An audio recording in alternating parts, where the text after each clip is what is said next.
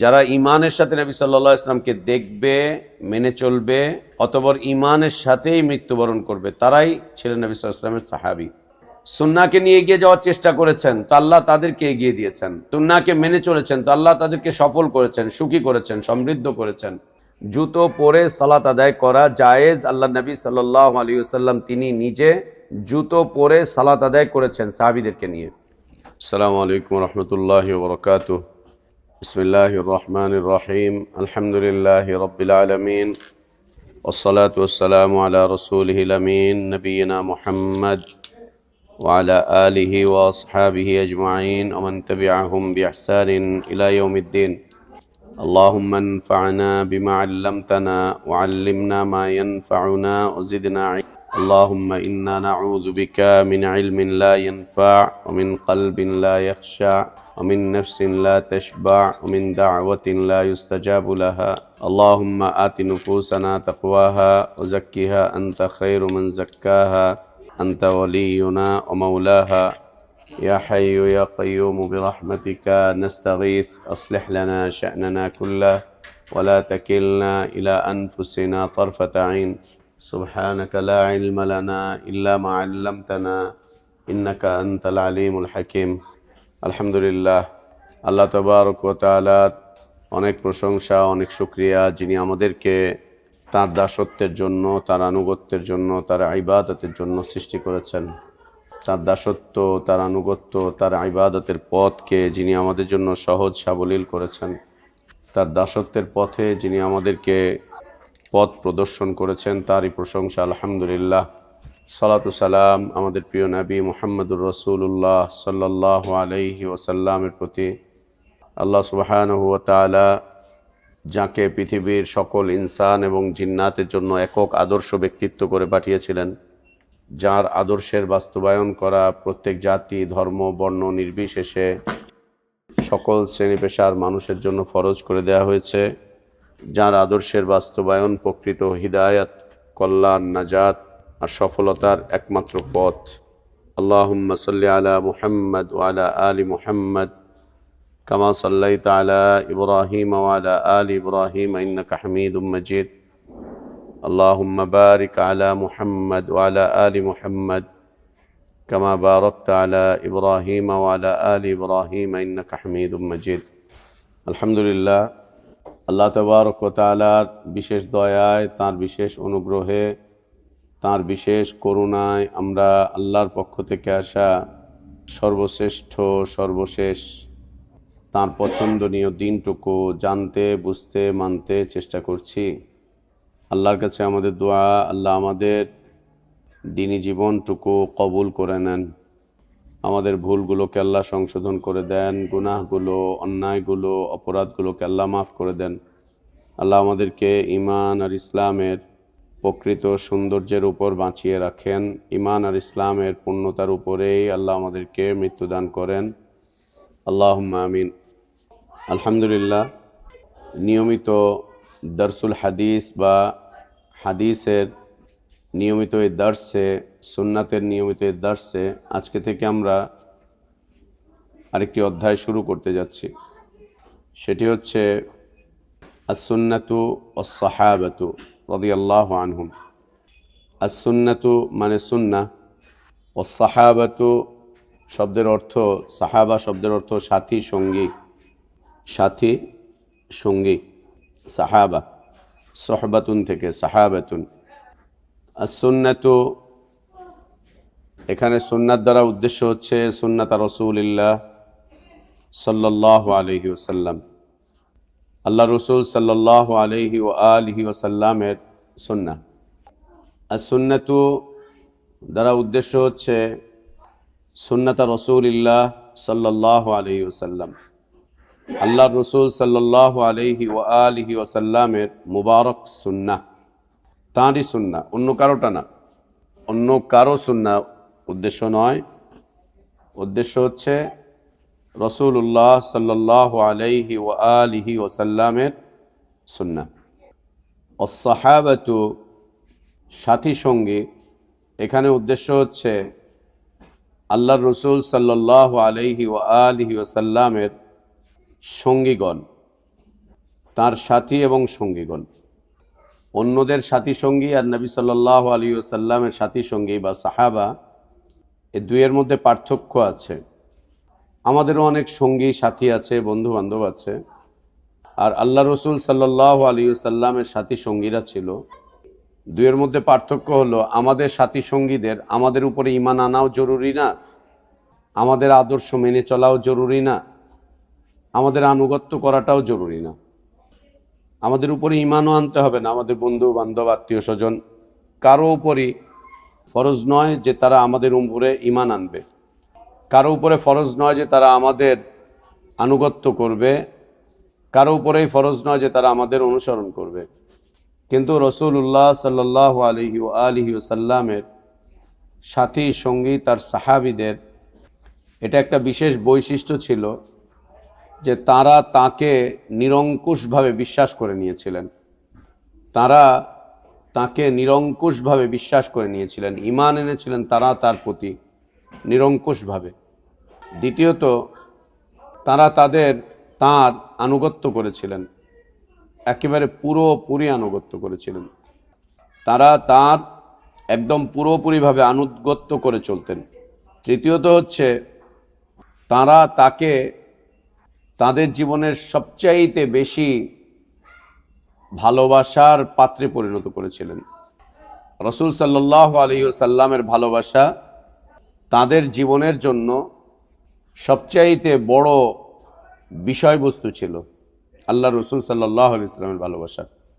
এই তিনটি বিশেষ বৈশিষ্ট্য নবী সাল্লাল্লাহু আলাইহি ওয়াসাল্লামের সাথী সঙ্গীদের, যে তারা তাকে নিরঙ্কুশভাবে বিশ্বাস করেছিলেন, ঈমান নিয়ে এসেছিলেন তার প্রতি, তারা তার আনুগত্য করেছেন এবং তারা তাকে পৃথিবীর সবচাইতে বেশি ভালোবাসা দিয়েছেন। আর আমাদের সাথী সঙ্গীদের আমাদের সাথে এই তিনটার কোনোটাই নেই। আমাদের প্রতি তাদের ঈমানও আনতে হবে না, আমাদের সাথী সঙ্গীদের আমাদের আনুগত্যও করতে হবে না, অনুসরণও করতে হবে না, আর আমাদের সাথী সঙ্গীদের উপরে জরুরি নয় যে পৃথিবীর সবচাইতে বেশি ভালোবাসা তারা আমাদেরকে দিবে, এটাও জরুরি না। এটাও জরুরি না যে আমাদেরকে ভালোবাসার সর্বোচ্চে পৌঁছাবে, ভালোবাসার সর্বোচ্চ মাকাম আমাদেরকে দিবে, এটাও জরুরি না। এটা শুধুমাত্র রাসূলুল্লাহ সাল্লাল্লাহু আলাইহি ওয়াসাল্লামের জন্য খাস, একদম বিশেষ বিষয়বস্তু, এটি তার জন্য খাস। তাহলে আমরা বুঝতে পারলাম যে আমাদের সাথী সঙ্গী বন্ধু বান্ধব, আমাদের আশপাশে যারা নিয়মিত চলাফেরা করছে, আর নবী সাল্লাল্লাহু আলাইহি ওয়াসাল্লামের যারা সাথী সঙ্গীরা ছিলেন, তাদের সাথে তার যে সম্পর্কটা ছিল, এটা ছিল তাদের সাথে তার সম্পর্কের সবচাইতে গুরুত্বপূর্ণ দিক। তারা তার প্রতি ঈমান নিয়ে এসেছিলেন, ঈমানের দাবিগুলোর বাস্তবায়ন করতেন আনুগত্যের মাধ্যম দিয়ে।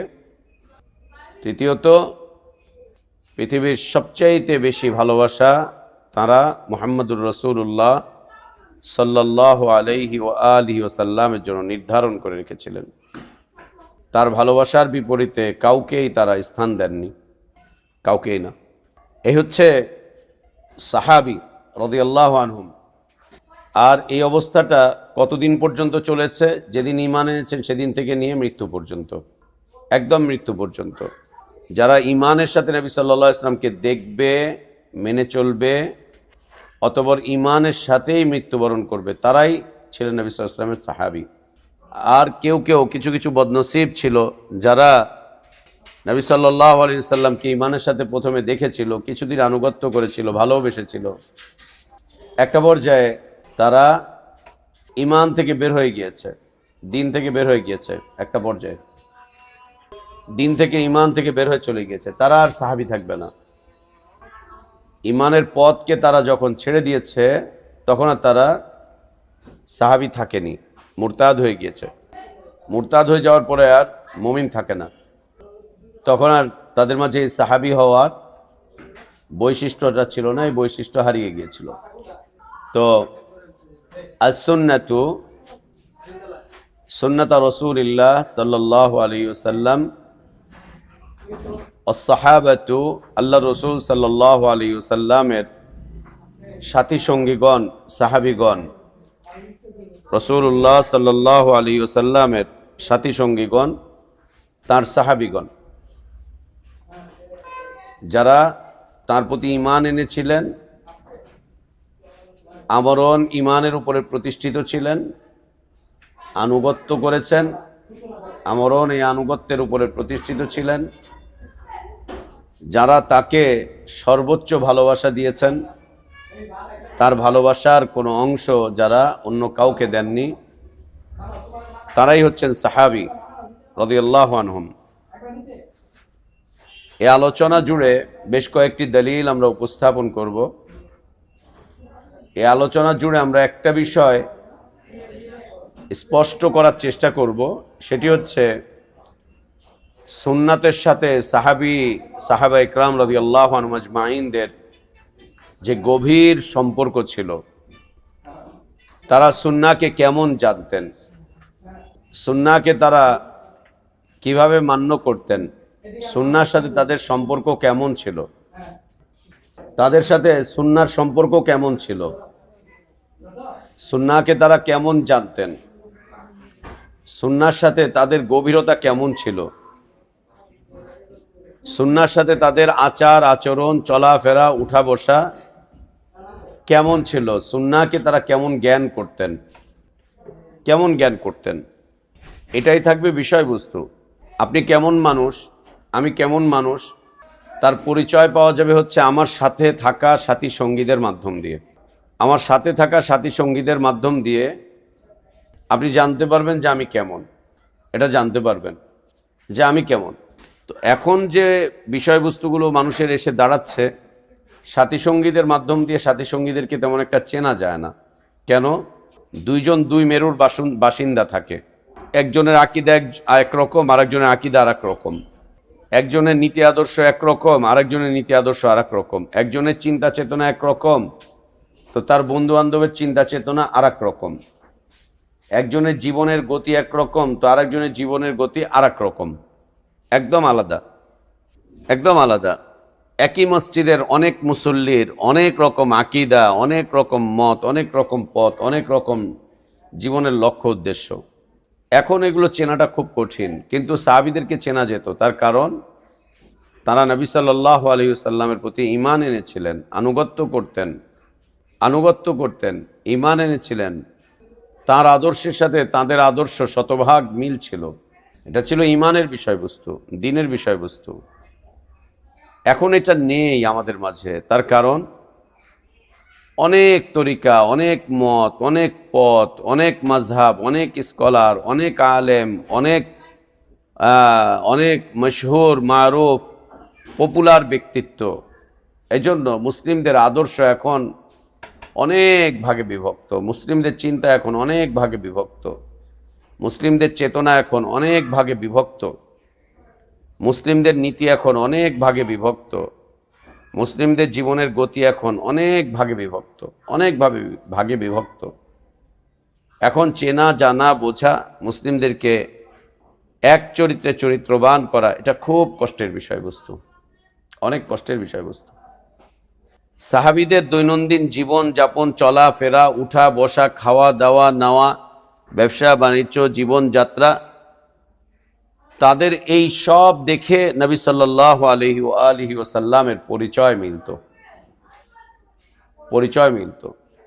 এর কারণ হচ্ছে তাদের জীবনের সব কিছুতে একজন ব্যক্তির ছাপ থাকতো, তিনি হচ্ছেন মুহাম্মদুর রাসূলুল্লাহ সাল্লাল্লাহু আলাইহি ওয়াসাল্লাম। সব কিছুতে একজন মাত্র ব্যক্তির নীতি, একজন মাত্র ব্যক্তির আদর্শ, একজন মাত্র ব্যক্তির চিন্তা, একজন মাত্র ব্যক্তির চেতনা, একজন মাত্র ব্যক্তির বেঁধে দেওয়া লক্ষ্য উদ্দেশ্য, একজন মাত্র ব্যক্তির জীবনযাপনের পদ্ধতি, সব সাহাবীদের মধ্যে এটা পরিলক্ষিত হতো। একজনের চাই, তিনি হচ্ছেন মুহাম্মদুর রাসূলুল্লাহ সাল্লাল্লাহু আলাইহি ওয়াসাল্লাম। সাহাবীদের চলাফেরা, উঠা বসা, খাওয়া দাওয়া, সব কিছুর মধ্যে নবী সাল্লাল্লাহু আলাইহি ওয়াসাল্লামের পরিচয় মিলত, সব কিছুতে। সাহাবীদের সাথে নবী সাল্লাল্লাহু আলাইহি ওয়াসাল্লামের সুন্নাতের সাথে সম্পর্ক ছিল অত্যন্ত গভীর, অত্যন্ত মজবুত, অত্যন্ত গভীর, অত্যন্ত মজবুত, অত্যন্ত মর্যাদাপূর্ণ, অত্যন্ত সম্মানিত, অত্যন্ত আলোকিত, অত্যন্ত মাধুর্যপূর্ণ, অত্যন্ত আনুগত্যপূর্ণ নবী সাল্লাল্লাহু আলাইহি ওয়াসাল্লামের সুন্নাতের সাথে সাহাবীদের সম্পর্কটা ছিল এরকম, খুব গভীর সম্পর্ক, খুব নিবিড় সম্পর্ক, খুব মর্যাদাপূর্ণ সম্পর্ক, খুব আনুগত্যপূর্ণ সম্পর্ক, খুব ইজ্জতপূর্ণ সম্পর্ক ছিল আল্লাহ নবী সাল্লাল্লাহু আলাইহি ওয়াসাল্লামের সুন্নাতের সাথে সাহাবা ইকরাম রাদিয়াল্লাহু আনহুম আজমাইনদের সাথে। তাদের জীবনের কোনো মোড়ে, কোনো দিকে, কোনো অবস্থানে, কোনো ক্ষেত্রেই নবী সাল্লাল্লাহু আলাইহি ওয়াসাল্লামের সুন্নাতকে তারা কোনোভাবেই ভুলণ্ডিত হতে দিতেন না। নবী সাল্লাল্লাহু আলাইহি ওয়াসাল্লামের সুন্নাতকে কোনোভাবেই তারা পড়তে দিতেন না, কোনোভাবেই ছাড়তেন না, কোনোভাবেই পড়তে দিতেন না, কোনোভাবেই তাকে প্রত্যাখ্যান করতেন না, কোনোভাবেই তারা সুন্নাতকে বর্জন করতেন না, আল্লাহ নবী সাল্লাল্লাহু আলাইহি ওয়াসাল্লামের সুন্নাতকে। এরকমটা কখনোই দেখা যায়নি যে সাহাবীদের সামনে নবী সাল্লাল্লাহু আলাইহি ওয়াসাল্লামের সুন্নাতকে তুলে ধরা হয়েছে আর তিনি তাকে উপেক্ষা করছেন অন্য মাযহাবের নামে, অন্য তরিকার নামে, অন্য মতের নামে, অন্য পথের নামে। সাহাবীর সামনে তুলে ধরা হয়েছে এটা আল্লাহর নবীর সুন্নাত, আর তুমি এই সুন্নাতের বিপরীতে কথা বলছো, এই সুন্নাতের বিপরীতে তুমি মত পেশ করছো, এই সুন্নাতের বিপরীতে তোমার জীবন চলছে, আর তিনিও তার উপরে অটল হয়ে চলে আছেন। এরকমটা দেখাই যায়নি, সাহাবীদের জীবদ্দশায় এরকমটা দেখাই যায়নি যে সাহাবী জেনে বুঝে ইচ্ছা করে সুন্নাহকে প্রত্যাখ্যান করছেন, সুন্নাহকে পরিত্যাগ করছেন, সুন্নাহকে কটাক্ষ করছেন, সুন্নাহকে নিয়ে ব্যঙ্গ বিদ্রূপ করছেন, সুন্নাহকে নিজের জীবনের জন্য দুঃখের কারণ মনে করছেন, অপমানের কারণ মনে করছেন, অপদস্থ হওয়ার কারণ মনে করছেন। সুন্নাহকে নিয়ে এমনটা দেখাই যায়নি সাহাবীদের। এমনকি তারা কখনো এরকম মন্তব্য করেননি যে সুন্নাহ হচ্ছে অকার্যকর একটা বিষয়বস্তু, সুন্নাত চাইতে যুক্তি মজবুত, সুন্নাত চাইতে যুক্তি ভালো, এরকমটা কখনোই দেখা যায়নি। সকল অবস্থাতে তারা সুন্নাহকে প্রাধান্য দিয়েছেন, সুন্নাহকে সমুন্নত করেছেন, সুন্নাহকে উপরে উঠিয়েছেন, সুন্নাহকে নিয়ে এগিয়ে যাওয়ার চেষ্টা করেছেন, সুন্নাহকে নিয়ে এগিয়ে যাওয়ার চেষ্টা করেছেন সকল ক্ষেত্রে। সুন্নাহকে সম্মান করেছেন তো আল্লাহ তাদের সম্মানকে বৃদ্ধি করেছেন, সুন্নাহকে নিয়ে এগিয়ে যাওয়ার চেষ্টা করেছেন তো আল্লাহ তাদেরকে এগিয়ে দিয়েছেন, সুন্নাত আনুগত্য করেছেন, সুন্নাহকে মেনে চলেছেন তো আল্লাহ তাদেরকে সফল করেছেন, সুখী করেছেন, সমৃদ্ধ করেছেন। এটা ছিল সাহাবা ইকরাম রাদিয়াল্লাহু আনহুম আজমাইন দের জীবনের হালাত। আমরা বেশ কয়েকটি দলিল উল্লেখ করব ইনশাআল্লাহ ধীরে ধীরে।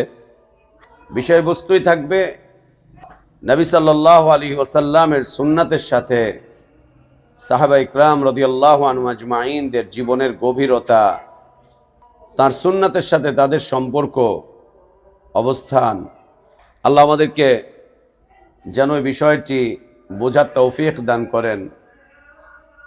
কখনোই এটা চিন্তায় আনা যাবে না যে সাহাবা ইকরাম রাদিয়াল্লাহু আনহুম আজমাইনগণ নবী সাল্লাল্লাহু আলাইহি ওয়াসাল্লামের সুন্নাতকে উপেক্ষা করেছেন, প্রত্যাখ্যান করেছেন, বর্জন করেছেন, ফিরিয়ে দিয়েছেন, নিন্দা করেছেন, তার সুন্নাতকে তারা নানাভাবে কটাক্ষ করেছেন, তার সুন্নাহকে অকার্যকর মনে করছেন।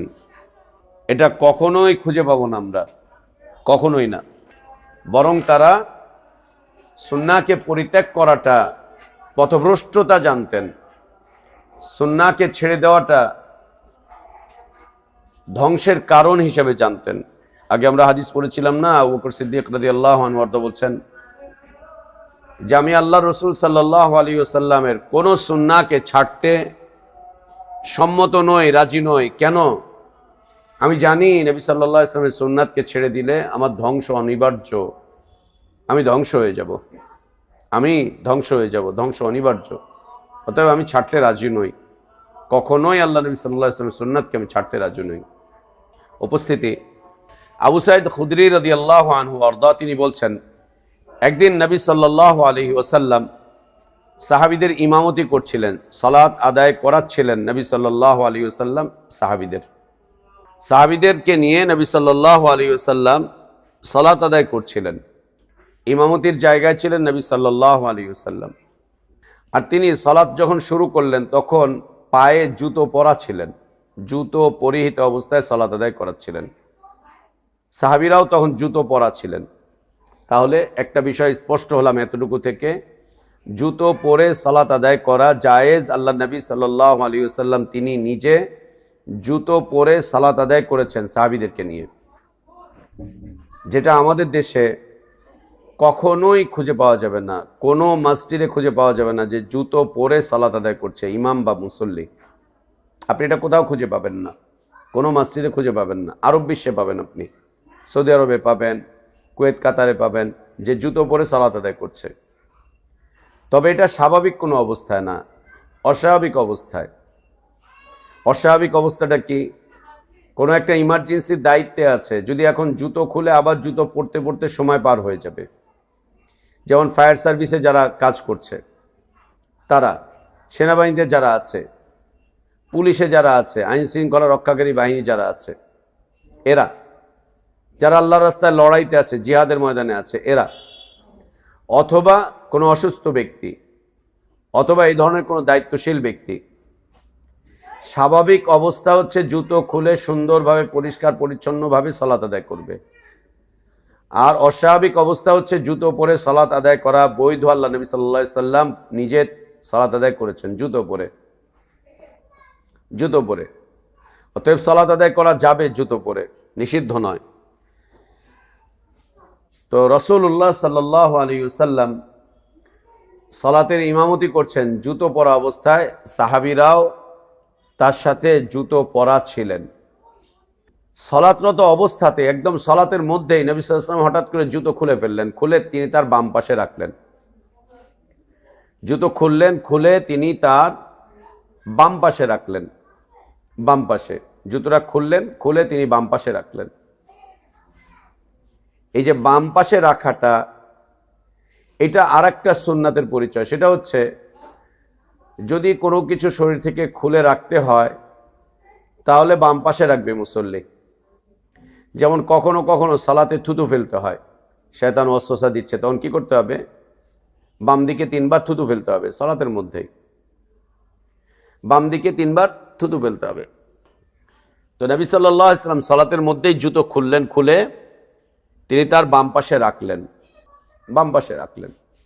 সাহাবীরা পিছনে ছিলেন, তারাও নবী সাল্লাল্লাহু আলাইহি ওয়াসাল্লামকে জুতো খুলতে দেখে তারাও জুতোটা খুলে বাম পাশে রেখে দিলেন।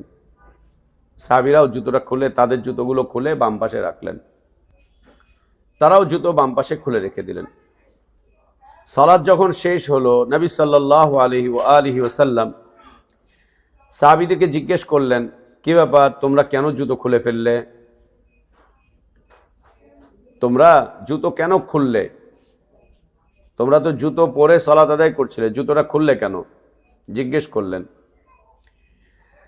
সাহাবা ইকরাম রাদিয়াল্লাহু আনহুম আজমাইনগণ উত্তর করছেন যে, ইয়া রাসূলুল্লাহ, আমরা আপনাকে জুতো খুলতে দেখেছি তাই খুলে ফেলেছি, জুতো খুলতে দেখেছি তাই খুলে ফেলেছি। নবী সাল্লাল্লাহু আলাইহি ওয়াসাল্লামের আনুগত্য দেখেন, তার আদর্শ মান্যতা দেখেন আপনারা। সালাতরত অবস্থায় নবী সাল্লাল্লাহু আলাইহি ওয়াসাল্লাম জুতো খুলেছেন, তো তারাও জুতো খুললেন। তারা এটা চিন্তা করলেন না সালাতে আল্লাহ নবী খুলেছেন তার ব্যক্তিগত কারণে খুলেছেন, আমরা কেন খুলতে যাব? নবী করেছেন, ওটা নবীর আমল, আমরা কেন করতে যাব? যেটা আমরা আমাদের দেশে করি, ঠিক আছে আল্লাহ নবী সাল্লাল্লাহু আলাইহি ওয়াসাল্লাম করেছেন, কিন্তু এটা আমাদের মাযহাবে নাই। ঠিক আছে নবী সাল্লাল্লাহু আলাইহি ওয়াসাল্লাম করেছেন, কিন্তু আমাদের এত বড় বড় স্কলাররা তো এটা বলে না, এত বড় বড় স্কলাররা তারা তো এটা বলে না। ঠিক আছে, এটা আল্লাহ নবীর সুন্নাত, বুঝছি, মানলে সওয়াব হবে, না মানলে তো গুনাহ হবে না। আর এটা তো আমাদের সমাজ এটা করেও না, তাই আমরা এটা করব না। তাই আমরা এটা করব না। এই যে যুক্তিগুলো, সাহাবীদের সাথে আমাদের জীবনের কত পার্থক্য, সাহাবীদের সাথে আমাদের জীবনের কত পার্থক্য। তারা নবী সাল্লাল্লাহু আলাইহি ওয়াসাল্লামকে করতে দেখেছেন, তো তারা নিজেরাও করে ফেললেন, চিন্তা করলেন না যে এটা তো নবী সাল্লাল্লাহু আলাইহি ওয়াসাল্লামের ব্যক্তিগত আমল, অথবা এটা সালাতের মধ্যে আছে, আমরা কেন এটা করব। ছোটবেলায় আমরা একটা কথা পড়তাম মক্তবে, সালাত ভঙ্গের কারণ আমলে কাসির করা। আমলে কাসির কি জিনিস আল্লাহ ভালো জানেন। কোনোদিন শেখানো হয়নি আমলে কাসির কি জিনিস। তো জুতো খুলে রেখে দিলেন সাহাবীরা। নবী সাল্লাল্লাহু আলাইহি ওয়াসাল্লাম সালাত শেষ করলেন। সালাত শেষ করে জিজ্ঞেস করলেন যে কি ব্যাপার, তোমরা জুতো খুলে ফেলেছো কেন সালাতে? তারা বললেন, ইয়া রাসূলুল্লাহ সাল্লাল্লাহু আলাইহি ওয়াসাল্লাম, আমরা আপনাকে জুতো খুলতে দেখেছি, তাই আমরা জুতো খুলে ফেলেছি। আল্লাহ নবী সাল্লাল্লাহু আলাইহি ওয়াসাল্লাম তখন তাদেরকে তার জুতা খোলার কারণ জানালেন। তিনি বললেন যে সালাতে জিবরিল এসে আমাকে জানিয়েছে যে আমার জুতার নিচে অপবিত্রতা লেগে আছে, নাপাকি লেগে আছে, অপবিত্রতা লেগে আছে। সালাতে জিবরিল এসে আমাকে জানালেন যে আমার জুতোতে অপবিত্রতা লেগে আছে, নাপাকি লেগে আছে। তার মানে জিবরিল আমিন আলাইহিস সালাতু ওয়াস সালাম সালাতরত অবস্থায় নবী সাল্লাল্লাহু আলাইহি ওয়াসাল্লামের কাছে আসতেন। কখনো কখনো সালাতের মধ্যে তার উপরে ওয়াহী নাজিল হতো, সালাতরত অবস্থাতেই ওয়াহী নাজিল হতো। এই যে ওয়াহী নাজিল হয়েছে, এটি জিবরিল আমিন আলাইহিস সালাতু ওয়াস সালাম সালাতের মধ্যেই নবী সাল্লাল্লাহু আলাইহি ওয়াসাল্লামের কাছে আসলেন। এসে তাকে বললেন যে আপনার জুতোতে ময়লা লেগে আছে, নাপাকি লেগে আছে আপনার জুতোতে। তো যেহেতু নাপাকি লেগে আছে, খুলে ফেলতে হবে, তাই তিনি খুলে ফেললেন। নবী সাল্লাল্লাহু আলাইহি ওয়াসাল্লাম তাই জুতোটাকে খুলে ফেললেন। যে নাপাকরত অবস্থায় নাপাক পোশাক নিয়ে সালাত আদায় করা যায় না, নাপাকি নিয়ে সালাত আদায় করা যায় না। শরীরে নাপাকি লেগে থাকলে তা ধুতে হবে, পবিত্র করতে হবে। কাপড় চোপড়ে পোশাক পরিচ্ছদে নাপাকি থাকলে তা ধুয়ে ফেলতে হবে, পবিত্র করতে হবে, অথবা খুলে ফেলতে হবে। তো আল্লাহ নবী সাল্লাল্লাহু আলাইহি ওয়াসাল্লাম তিনি জানালেন যে আমাকে তো জিবরিল জানিয়েছে যে আমার জুতোতে নাপাকি লেগে আছে, তাই আমি খুলে ফেলেছি। সাহাবীরা তখন কোনো উত্তর করলেন না। উত্তর একটাই, ইয়া রাসূলুল্লাহ আপনাকে খুলতে দেখেছি, তাই আমরাও খুলেছি। দ্বিতীয়ত নবী সাল্লাল্লাহু আলাইহি ওয়াসাল্লাম তাদেরকে জানিয়ে দিলেন যে হ্যাঁ, আমি খুলেছি এই কারণে। তো তোমরাও জেনে নাও, যদি কখনো জুতোর মধ্যে নাপাকি লেগে থাকে তাহলে সেই জুতো পরে সালাত আদায় করা যাবে না।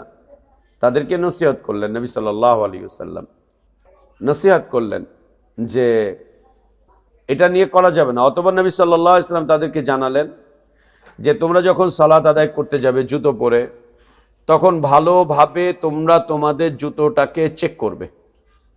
খুব ভালোভাবে তোমরা তোমাদের জুতোটাকে চেক করবে, খুব ভালোভাবে দেখে নেবে জুতোতে কোনো ময়লা আবর্জনা আছে কিনা, কোনো নাপাকি লেগে আছে কিনা। যদি তা থাকে তাহলে তা থেকে পরিষ্কার করবে, অতঃপর তা পরিধান করে সালাত আদায় করবে। পরিষ্কার করবে, অতঃপর তা পরে তোমরা সালাত আদায় করবে, এতে নিষেধাজ্ঞার কিছু নেই। এই যে নবী সাল্লাল্লাহু আলাইহি ওয়াসাল্লামের সাথে সাহাবীদের জীবনের একটা মিল, জীবনের একটা গভীরতম সম্পর্ক, অনেক গভীর একটা সম্পর্ক নবী সাল্লাল্লাহু আলাইহি ওয়াসাল্লামের সাথে সাহাবীদের। তারা নবী সাল্লাল্লাহু আলাইহি ওয়াসাল্লামকে যেটাই করতে দেখতেন তারা সেটাই করতেন, যতক্ষণ না নবী সাল্লাল্লাহু আলাইহি ওয়াসাল্লাম তাদেরকে নিষেধ করছেন। যা করতে দেখতেন তারাও তাই করতেন, যতক্ষণ না নবী সাল্লাল্লাহু আলাইহি ওয়াসাল্লাম তাদেরকে নিষেধ করতেন। যতক্ষণ না এর বিপরীতে বলতেন, ততক্ষণ তারা সেটাকে আঞ্জাম দিয়ে যেতেন, সেটাকে তারা পালন করে যেতেন। যে আল্লাহর নবী সাল্লাল্লাহু আলাইহি ওয়াসাল্লাম এটা করেছেন। অতঃপর যদি কারণ থাকতো নবী সাল্লাল্লাহু আলাইহি ওয়াসাল্লাম নিষেধ করার, তাহলে তিনি নিষেধ করতেন, তখন তারা সেটা ছেড়ে দিতেন। অন্যথায় তারা সেটার উপরে তাদের জীবনটাকে চালিয়ে নিয়ে যেতেন। আস-সুন্নাতু ওয়াস-সাহাবাতু রাদিয়াল্লাহু আনহুম আজমাইন। আল্লাহ আমাদেরকেও নবী সাল্লাল্লাহু আলাইহি ওয়াসাল্লামের সুন্নাতকে যথাযথভাবে মেনে চলার তৌফিক দান করেন, তার সুন্নাতকে জীবনের মূল পাথেয় হিসাবে গ্রহণ করার তৌফিক দান করেন। সুন্নাতের বিপরীতে যত ধরনের কটূক্তি আছে, মন্তব্য আছে, যত ধরনের অশালীন কথাবার্তা আছে, সেগুলো থেকে আল্লাহ আমাদের জবানকে পবিত্র করেন। জীবনের প্রত্যেকটা ক্ষেত্রে সুন্নাহকে মেনে চলে সুন্নাহকে নিয়ে এগিয়ে যাওয়ার তৌফিক আল্লাহ আমাদেরকে দান করেন। আল্লাহুম্মা আমিন ওয়া আখির দাওয়ানা আলহামদুলিল্লাহি রাব্বিল আলামিন ওয়া সাল্লাল্লাহু ওয়া সাল্লামা ওয়া বারাকা আলা নবিয়িনা মুহাম্মদ ওয়া আলা আলিহি ওয়া আসহাবিহি আজমাইন। সুবহানাকাল্লাহুম্মা বিহামদিকা আশহাদু আল লা ইলাহা ইল্লা আনতা আস্তাগফিরুকা ওয়া আতুবু ইলাইক। আসসালামু আলাইকুম ওয়া রাহমাতুল্লাহি ওয়া বারাকাতুহু।